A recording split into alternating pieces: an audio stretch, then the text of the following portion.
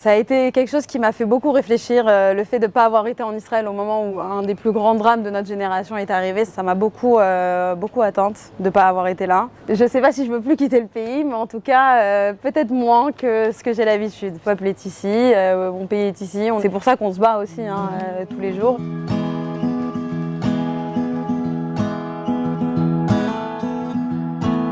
Hannah Schwartz, bonjour. Bonjour. Alors on vous voit aujourd'hui en uniforme, je crois que ça fait plus de 4 mois que ça dure. Comme tout le monde, j'imagine que vous vous souvenez très bien où vous étiez le 7 octobre. J'étais à New York. Je suis partie pour le travail et pour aussi faire Simchat Torah chez le Rabbi Lubavitch à New York. Vous faisiez quoi comme boulot là-bas? J'ai une société qui organise des voyages de luxe, donc je suis partie développer la destination de New York et Miami. Et puis le 7 octobre, j'étais à Crown Heights où il y a le 770, la synagogue du Rabbi, et donc c'était Shabbat. Tout le Shabbat, on entendait comme quoi il y avait des missiles en Israël, etc. Bon, on n'entendait que des petites choses comme ça, on n'avait pas vraiment compris qu'il se passait quelque chose de grave. D'ailleurs, c'était pas étonnant qu'il se passe quelque chose pour Sukkot parce que ça fait quand même pas mal de temps qu'il y a des attentats en Israël. Puis Motsei Shabbat, juste après Shabbat, j'ai allumé mon téléphone et là, j'ai vu que mon téléphone a explosé. J'ai tout reçu. L'armée qui cherchait à me contacter, dans les groupes d'amis de Tel Aviv qui cherchaient des amis parce qu'ils ne savaient pas où ils étaient, parce qu'ils étaient dans la fête de Nova. Enfin bref, j'ai tout vu d'un coup et puis à ce moment-là, je me suis rendu compte qu'il fallait absolument que je rentre en Israël parce que déjà mon unité était déjà à la base quand j'ai allumé mon téléphone. Et oui, parce qu'il y avait un décalage dans le temps. C'est ça. En fait, il était à peu près 3-4 heures du matin quand j'ai allumé mon téléphone ici, en Israël. Donc moi, il était à peu près 19h, 20h là-bas. Et on était déjà le 8 octobre ici. Que vous avez ressenti? Dans quel état vous étiez? C'est dur à comprendre, j'imagine. En fait, mon téléphone, il a un peu explosé de toutes les news et de toutes sur Telegram, les vidéos. Et moi, j'ai ma meilleure amie qui habite à Sderot et qui était enfermée dans son miklat. Et donc en fait dans le groupe des amis, elle a envoyé je peux pas sortir, j'ai l'impression d'être dans un film d'horreur, il y a des terroristes dans la rue, donc j'ai été vraiment prise de panique. J'ai été dans une maison là-bas et je suis sortie dans la rue, j'ai commencé à crier. Et en fait les gens n'ont pas compris parce qu'eux ils étaient encore en fête puisqu'il faisait 2 jours. Les gens ont dû certainement me prendre pour une folle, mais j'ai eu le cœur déchiré. Mes parents qui étaient en Israël à ce moment-là commençaient à me dire qu'il y avait des otages et une centaine d'otages ou quelque chose comme ça. Et c'est là où j'ai éclaté en sanglots et je me suis dit il n'y a rien de pire que ce qui est en train de se passer, quoi. Avant même d'avoir vu toutes les vidéos et d'avoir compris toute l'image de ce qui se passait réellement, rien que ça m'a détruite. Et après, par tous les moyens, j'ai essayé de chercher un vol. Le site de El Al bloqué. Impossible de trouver des vols. D'un coup, un vol, dès qu'on essaye de le prendre, ça saute. Enfin bref, c'était assez compliqué. Et j'étais prête à payer le prix qu'il fallait pour rentrer en Israël. Au début, mon père m'a dit fais une escale à Paris. Et après, mais comme je connais Israël en temps de guerre, il n'y a que El Al qui vole. Je sais que toutes les autres compagnies en règle générale elles annulent, donc je voulais monter dans un vol qui partait El Al de New York et qui arrivait à destination de Tel Aviv. Et vers minuit, j'ai envoyé un mail à une fille de El Al qui était à Los Angeles et elle m'a trouvé un vol. Et le lendemain matin, à 11h du matin, j'étais déjà dans l'avion pour arriver ici. Donc je suis arrivée le 9 octobre à 4h du matin à peu près. Ouais. Donc on voit avec votre uniforme que vous êtes combattante, évidemment. Qu'est-ce qui vous a poussé à intégrer une unité combattante? Il y a plusieurs raisons. Tout d'abord, je me suis dit que si je faisais l'armée, alors autant que je la fasse jusqu'au bout, au maximum de mes capacités.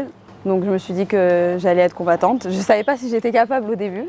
Et il y a aussi effectivement quelqu'un de ma communauté qui s'appelle Yohan Zerbib, qui avait combattu à la guerre du Liban en 2006 et qui était le meilleur ami de mon grand cousin et un ami de la famille, de notre communauté. Même son petit frère est un de mes meilleurs amis. Enfin bref, on est très très proches dans la communauté de Montrouge, qui est tombé au combat le dernier jour de la guerre du Liban. Et c'est un des plus grands chocs que j'ai eu dans mon enfance, puisque j'avais que 14 ans. C'était comme mon grand frère. Et pour moi, c'était important de continuer ce qu'il a fait, de participer à ce combat comme il l'avait commencé, quoi. Vous êtes rentré dans Caracal, c'est à l'époque la seule unité combattante qui a accepté des femmes. Comment ça s'est passé? C'est une unité mixte, c'est une superbe unité. C'est très spécial. Au début, il y a beaucoup de filles qui sont volontaires et puis les garçons, en règle générale, ils ont envie d'aller dans des unités que de garçons, mais ils se retrouvent chez nous parce qu'il n'y a pas le choix, il nous faut des garçons aussi, puisque c'est mixte. En fait, les garçons sont obligés d'être combattants. À partir du moment où ils ont le profil combattant, ils sont obligés d'être combattants. Les filles, c'est du volontariat. Donc du coup, si on a besoin par exemple de 100 personnes par session, s'il n'y a que 80 filles qui ont décidé d'être combattantes, il faut compléter avec 20 personnes, donc 20 garçons. Donc au début, c'est un peu déséquilibré. Il y a beaucoup de motivation chez les filles et moins de motivation chez les garçons parce qu'ils disent pourquoi je suis avec des filles. Très vite, quand les garçons comprennent que finalement on fait exactement la même chose que dans les unités combattantes que de garçons, puisqu'on est même nous on a commencé nos entraînements dans la base de Givati, donc on fait une brigade combattante que de garçons. Donc en fait, ils se sont rendus compte qu'on faisait exactement la même chose, les mêmes parcours du combattant, les mêmes entraînements, etc. Et au final, ça crée vraiment, c'est une vraie famille, quoi. On est tous un peu comme des frères et sœurs. Et au contraire, heureusement qu'il y a des garçons qui sont là. Quand les filles ont un peu le moral bas, alors les garçons, allez, vas-y. Enfin bon, bref, c'est très spécial et c'est un vrai kiff d'être dans une unité comme ça. Chaque année, je m'entraîne avec cette unité donc mon unité de Milouim qui est mon unité de réserve de l'unité médicale. J'étais infirmière combattante dans Caracal où j'avais fait ma formation. Donc ensuite en Milouim en réserve, j'ai rejoint cette unité médicale. Surtout que j'ai reçu plein de téléphones même de gens en Israël qui me disaient on a besoin d'infirmiers, il y a des blessés partout, il faut que tu viennes. C'est dur ça de ne pas être là et de se prendre ça dans la figure en fait. Ouais, ça a été quelque chose qui m'a fait beaucoup réfléchir, le fait de ne pas avoir été en Israël au moment où un des plus grands drames de notre génération est arrivé, ça m'a beaucoup atteinte de ne pas avoir été là. Après, qu'est-ce que j'aurais fait si j'avais été là, je ne sais pas, puisqu'au final, j'avais pas d'armes, où je serais allée, je serais certainement allée dans mon unité, mais est-ce que dès le départ, je serais allée sur le front, je ne sais pas. Vous ne voulez plus quitter le pays? Je ne sais pas si je veux plus quitter le pays, mais en tout cas, peut-être moins que ce que j'ai l'habitude, puisque je voyage beaucoup dans le cadre de mon travail. Alors là, le travail, il n'y en a plus pour l'instant, c'est pas du tout à votre programme. Est-ce que vous pouvez nous expliquer, après avoir rejoint votre unité, qu'est-ce que vous avez fait? Parce que vous étiez dans le pourtour de la bande de Gaza, vous êtes aussi rentré à Gaza. Quand on vous voit comme ça, on est scotché franchement. Pour le travail, effectivement, c'est un peu plus compliqué. J'ai quand même pas mal de clients, je ne peux pas lâcher ma société non plus comme ça, puisque aujourd'hui je suis seule. Donc je fais le maximum que je peux, j'arrive à m'en sortir grâce à Dieu. Ça c'est votre travail dans la vie civile. Maintenant, on a envie de savoir qu'est-ce que vous avez fait comme job, comme action pendant cette guerre terrible. Alors j'ai eu plusieurs jobs. J'ai commencé pendant les 3 premiers mois à être effectivement dans l'unité médicale. Donc là, en fait, ce qui se passait, c'est qu'on recevait les blessés qui arrivaient de Gaza, on les recevait à la frontière, on les soignait à la frontière, on leur donnait les premiers soins ou parfois les deuxièmes soins en fonction de la gravité ou de qui les avait soignés à l'intérieur ou pas. Et en fonction, soit on les amenait dans un hélicoptère puisque c'était urgent, soit il n'y avait pas d'hélicoptère et on devait les amener, enfin l'hélicoptère n'arrivait pas à temps en fonction de la gravité. Et on devait les amener à l'hôpital. Voilà, pendant les 3 premiers mois, effectivement, c'est ce que j'ai fait. Donc parfois, on dormait jetés à la frontière vraiment parce qu'en quelques minutes, on devait déjà récupérer les blessés. Donc on avait à peu près, on va dire, tous les jours des blessés.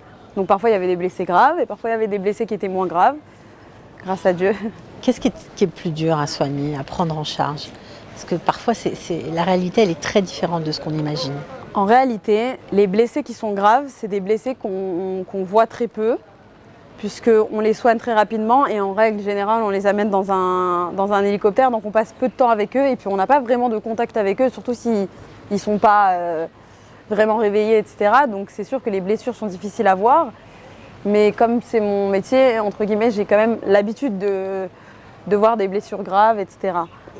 Or, quand on a des blessés qui sont des blessés appelés simples, pour moi, c'est ce qui est le plus difficile finalement et le plus compliqué, puisque finalement, c'est des soldats qui ont vu leurs amis être blessés graves, mais eux sont à peine blessés, et finalement, eux, ils sortent de Gaza après 2-3 semaines, 1 mois où ils étaient dans Gaza avec leur unité, et en fait, ils sont choqués.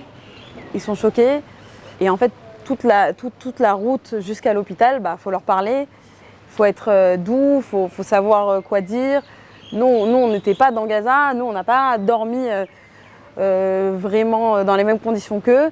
On n'a pas été confrontés au même danger. Eux, ils dorment dans la peur, ils vivent dans la peur à chaque fois, puisqu'ils ne savent pas d'où ça va leur venir. C'est un autre travail, c'est plus psychologique et c'est quelque chose qui, finalement, j'ai trouvé plus dur à soigner, parce qu'on nous a un peu appris à soigner les blessés qui sont choqués psychologiquement.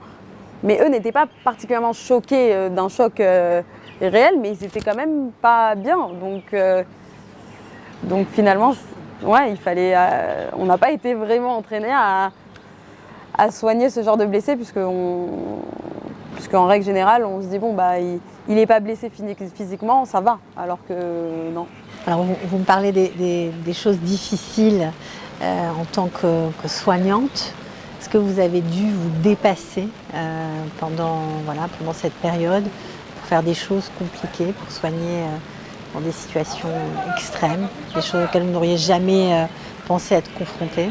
Alors effectivement, il y a eu un événement. Alors c'était un vendredi soir, donc ça fait partie du choc aussi. C'était un vendredi soir juste après le repas de Shabbat, et puis on nous appelle, on nous dit il faut vite aller à la frontière, il y a un blessé. On n'a pas très bien compris ce qui se passait. Un blessé palestinien. On arrive et en fait il se trouve que c'était un terroriste qu'il fallait soigner. Et il était en très grave état, et en fait ceux qui nous ont appelés n'ont pas compris qu'il était dans un état grave. Et en fait il était limite entre la vie et la mort. Donc et en fait les forces nous ont dit il faut le soigner parce qu'apparemment il a certainement des informations sur un otage. Et donc du coup on a dû le soigner. C'est un cas de conscience? C'est spécial, je ne sais pas comment expliquer ça, puisque d'un côté on est des êtres humains, donc même si c'est un terroriste et qu'on le déteste, est-ce qu'on peut laisser quelqu'un mourir devant nos yeux, sachant qu'on est soignant? Ça veut dire que si demain j'avais dû tuer un terroriste, oui je l'aurais tué, mais maintenant qu'il est dans une situation où il est faible et qu'on me demande de le soigner, et qu'en plus de ça, il a des informations sur un otage, bah on le soigne. Donc j'étais avec la paramédic, toujours j'assiste une paramédic. Et puis elle a dit bon bah alors on sort le plasma, c'est ce qui remplace le sang. Bon, il y en a dans l'armée, mais bon c'est quand même dommage d'utiliser des ressources de l'armée pour nos soldats, pour un terroriste qui doit vivre. Et donc je me suis un peu disputée avec elle en disant bon t'es sûre, on n'est pas obligé de lui donner. Elle m'a dit mais si on lui donne pas il va mourir. Je lui ai dit mais viens on essaye de le soigner sans. Et elle me dit il a perdu trop de sang, il faut lui donner. Donc il y a eu une petite altercation, et puis j'ai dit bon on y va et on lui donne. Et donc voilà, on a dû le soigner. Mais je me suis quand même énervée parce qu'il parlait un peu, il était un peu dans les vapes. Mais je lui ai dit après t'aurais pu dire merci. Je lui ai dit au terroriste, je lui ai fait tu sais, tu peux dire merci. Et il n'a pas répondu. Il arrivait à parler quand il avait mal, il disait en arabe j'ai mal là, j'ai mal là. Et je lui ai dit bah, tu peux dire choukran. Et il m'a regardé, il m'a pas dit merci. Et ça vraiment, ça m'a vraiment énervée. Et je me suis dit comme quoi, nous on est trop bons, mais voilà. Après ce temps passé à faire vos réserves, est-ce que vous allez continuer? C'est quoi le programme? Alors là, l'année 2024, elle est un peu spéciale, puisque là, je suis censée terminer d'ici un mois et demi à peu près. Et après, je dois retourner dans le sud, avec la première unité dans laquelle j'étais de médecine. Donc jusqu'à à peu près juin, je serai en Milouim. Et après, on ne sait pas. C'est un peu mettre sa vie entre parenthèses, mais d'un autre côté, je me dis qu'aujourd'hui, la réalité, elle est que c'est notre vie finalement. Donc c'est peut-être mettre ma société entre parenthèses, mais est-ce que c'est ma vie? Finalement, ma vie, elle est, en tout cas pour cette année, elle est certainement pour Tsahal. C'est très possible effectivement qu'après cette guerre, je décide de me mettre dans le milieu de la cybersécurité, ce que j'ai étudié, le contre-terrorisme. C'est possible. Peut-être que je serai plus utile au pays comme ça. Peut-être que ça me fera peut-être plus de bien de travailler vraiment pour la défense du pays. On verra, étape par étape. Quand on vous voit, on est admiratif. Non mais c'est vrai, j'imagine ceux qui vous regardent de loin, qui ne sont pas en Israël. Est-ce que vous avez un secret pour réussir au mieux une intégration en Israël? Alors il n'y a pas de secret. Il n'y a pas de secret, tout simplement, venir en Israël, c'est venir dans un pays qui est tout sauf conventionnel.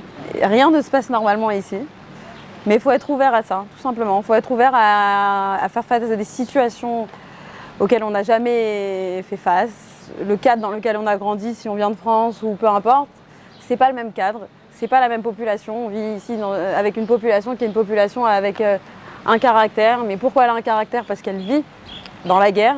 Les gens ils sont un peu plus difficiles ici, mais d'un autre côté, c'est parce que les pauvres, ils ont grandi dans la guerre, dans les missiles, dans le conflit constant, dans le fait de voir leur père partir un matin en Milouim, en guerre, un attentat tous les jours, toujours un proche qui part par un attentat, par une guerre. Donc on n'est pas dans le même format. Même si c'est à 4 heures de Paris, on est dans un autre univers et c'est pour ça que c'est important d'être très ouvert d'esprit et de prendre tout ce qui vient avec facilité, parce que c'est jamais la même chose de ce qu'on connaît. Même s'il y a beaucoup de Français, même si la société est développée, tout est développé ici, c'est pas pareil. La mentalité, elle est différente. On comprend que vous avez appris à vous battre, et ça dans tous les sens du terme, évidemment. Mais on imagine quand même qu'il y a des choses qui vous plaisent ici, au-delà de tout, parce que sinon vous ne seriez pas revenu et lâcher vos affaires, lâcher votre mode de vie pour défendre le pays. Qu'est-ce qui vous attire et qui vous attache ici? Moi, je suis très attachée à la société israélienne et à la mentalité israélienne, parce que c'est une mentalité qui est vraie. Il n'y a pas beaucoup de faux semblants ici. C'est simple de dire ça, c'est mon pays, je me sens bien ici. Oui, je me sens à la maison, je peux parler à n'importe qui dans la rue comme si c'était mon frère, vraiment de la même manière. Déjà rien que le tutoiement en Israël, le vouvoiement n'existe pas. Rien que ça montre à quel point les gens sont proches et il y a une proximité dans la population. Et puis bien sûr qu'il y a des difficultés ici et bien sûr que parfois je suis énervée, mais bon, est-ce qu'en France, est-ce qu'aux États-Unis tout est simple? Non. Donc le fait que ce soit un pays avec beaucoup de juifs, le fait qu'on puisse pratiquer comme on veut plus ou moins, puisqu'il y a quand même des conflits internes, mais bon, pour moi, c'est mon peuple, quoi, tout simplement. Donc, mon peuple est ici, mon pays est ici, on a une histoire, donc c'est pour ça qu'on se bat aussi tous les jours, et c'est pour ça que des milliers meurent tous les jours. C'est pour garder notre seul mini terrain, morceau de terre que l'on a. Donc, je pense que ça aussi, c'est fort. Qu'est-ce que je peux vous souhaiter? On souhaite à tous. À tout le pays, à tout notre peuple, d'être juste en bonne santé et sans conflit, même interne, qu'il y ait la paix déjà entre nous, avant d'avoir la paix avec le reste du monde.